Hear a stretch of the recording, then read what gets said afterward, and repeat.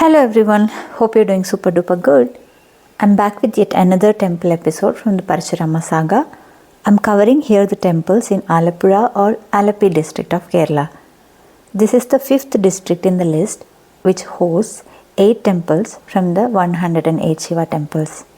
Even though Alleppey being the smallest district of Kerala, this trip was one of the toughest I had to plan so far, because the 8 temples were spread across the district and we have to travel from one end to the other.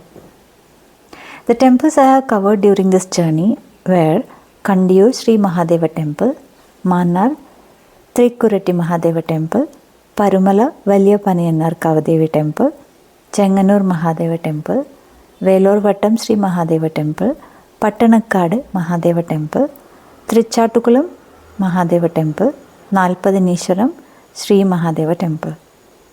To cover these, we started from south of Alleppey, got down at Chengannur railway station. We got a decent stay within 250 meters. It was Shabarimala season and the area near bus stand and railway station were so crowded.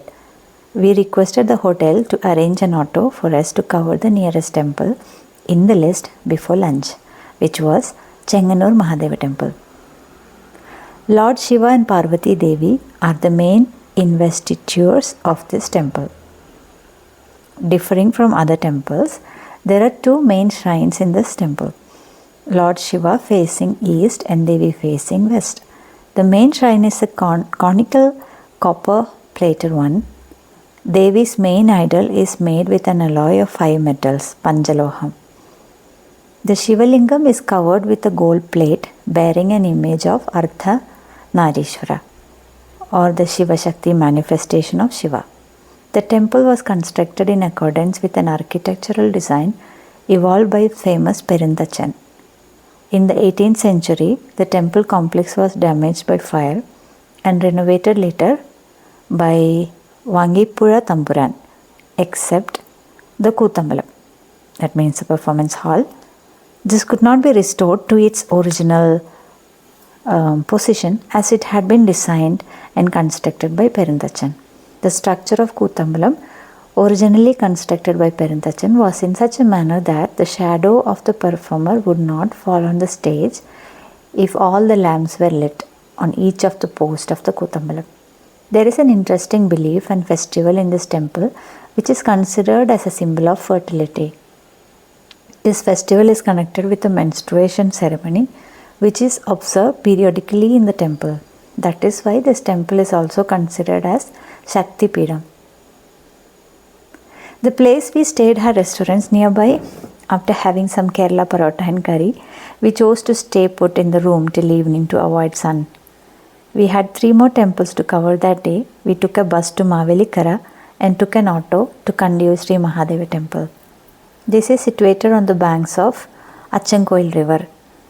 The principal deity is worshipped as Dakshinamurti, that means Lord Shiva as a Guru. In the morning, Uma Maheshwaran, Lord Shiva as the consort of Goddess Parvati at noon, and Kiratamurti, Lord Shiva as a hunter in the evening. The deity is east facing and the sanctorum is 2-tiered with a platform in front for devotees, a feature of the Hoysala style. The bottom tier is oval in shape while the top tier is rectangular. The 10 feet Gajaprishta style wall is believed to have been constructed by Shiva's Bhudanganas. It is popularly known as Dakshinakashi. It is believed that the temple is located at the site where Shiva cut off Brahma's head. Sri Kandiyoor derives its name from the story, which gave Shiva the name Sri Kantan. We took an auto to the next temple, which was Thrikkuratti Mahadeva Temple, Panayannar. It is believed that Lord Shiva is worshipped here as an ascetic. Due to this, women were not allowed to enter the temple earlier, but now the venue is open to all devotees. At a special Nada gate on east side of the Thrikkuratti temple compound wall, other religious members, in particular Muslims, present offerings daily basis. This practice is believed to be centuries old, and this is considered to be more embodiment of religious harmony. The Sri Kovil of Thrikkuratti Vishnu temple is built on North Indian architecture.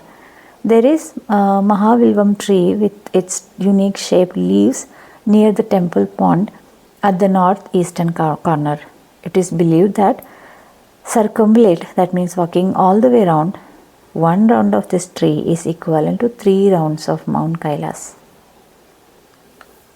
It was getting darker. We headed towards Parimala Veliya Panayannar Kavu temple. Please note that this temple closes early, so reach before 7 pm. The temple is considered to be very old and one of the rare temples where presiding deities Shiva and Bhagavati are in the same temple. Bhadrakali, the most powerful deity of the face after killing the demon Dharika, is facing the east and the doors were never open.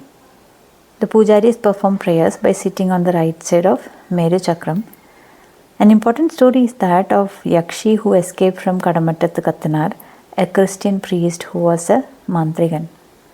The Yakshi gave a lot of trouble to people around the Malayankir forest near Trivandrum, and in order to save people, Kadamattathukathanar enslaved the Yakshi. But the Yakshi escaped from the priest and finally begged pardon before Bhadrakali, who saved her from Kathanar and allowed her to live on a palm tree. On hearing the history and on the assurance of Bhagavati, Kathanar returned. As per the auto driver, this might be the reason the temple closes early and not many people go near to this compound after dark. We returned in the same auto and got a bus to Tiruvalla. Buses are not frequent after 7. Better to plan all these temples in the morning hours. It was a hectic day, had a sound sleep that night. Next day was houseboat day. It was on the way to our next set of temples. After a relaxing stay atop lake, we headed to Cherthala, where we found one of the beautiful stays at Tribo Travancore Palace. It is an old palace converted to a hotel with affordable rooms. It was a sunny day. We waited till evening to step out. We hired an auto to KSRTC bus stand and took a bus to Pattanakkadu. There is a stop near to the temple. We were heading to Pattanakkadu Mahadeva Temple. The sacred abode is dedicated to Lord Shiva, Swayambhu Shiva, known as Kiradamurti. The architecture reflects the Dravidian style with sloping roofs and intricate carvings depicting mythological stories. A unique feature is the eastward direction of the darshan, viewing of the Shivalinga, unlike the usual westward orientation in many Shiva temples. It is right on the highway, but it is very serene and peaceful inside. Buses are not frequent for returning to Cherthala, so we took an auto and headed to the next temple, Velorvattom Sri Mahadeva Temple, which is right in the Cherthala town. The presiding deities are two Shivas. The two presiding deities are known as Tekkanappan and Vadakkanappan. It is believed that the Pratishtha of Vadakkanappan was done by Parashurama and the other one was installed by Alvancheri Tamprakal, one of the senior Brahmin member of a famous family. Later, the Velorvattom Sri Mahadeva Temple is one of the few temples of the state where 2 Nalambalam and 2 flagmasts are dedicated. Roofs of Sri Kovil, Mandapam and Chuttambalam are covered in copper. A unique offering here is the Pitru Namaskaram. It is performed in respect of dead ancestors. After that serene visit, we headed back to Rome. There ends our second day of the temple tour. After 3 days of hectic bus journeys, I decided to take an auto to the next 2 temples for a stress-free closure of the trip. It was a lovely morning. Woke up to a flock of birds chirping around the hotel compound.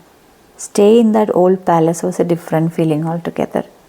Hotel arranged an auto for us and we headed to Thrichattukulam Mahadeva Temple at Panavalli.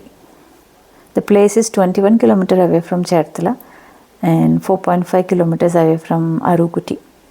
It is believed that in ancient times this place was surrounded by water bodies in which the celestial beings used to enjoy themselves. A sage who came to know about it visited the place with his disciples. He saw Lord Parameshwara with a smiling face here and requested his guru Parashurama to consecrate the Lord in that mood there. The idol of Lord Shiva is worshipped in the east.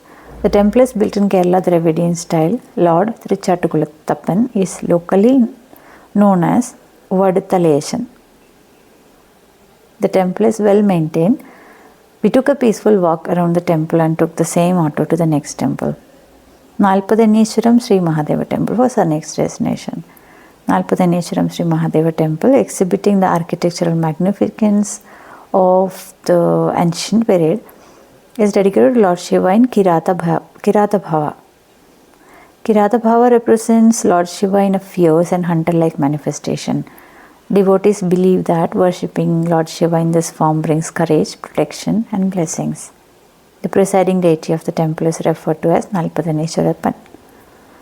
Beside this, the temple also houses several other deities such as Lord Ganesha, Goddess Durga, Varahamurti, Rakshasa, Nagayakshi, Chova Bhagavati, Ayyappa and Nagaraja. Main offering to the deity is Kathakali. There are 4 big stones that were kept 1 kilometer east of the temple. People believe that these stones were used by Pandavas during Vanavasam for heating milk. That lovely morning ended with authentic Kerala putta and kadla in the hotel. That's all about the temples from the 108 Shiva temples consecrated by Lord Parashurama in the district of Alleppey. Stay tuned till I come back with another district. Till then, tada, see ya, take care.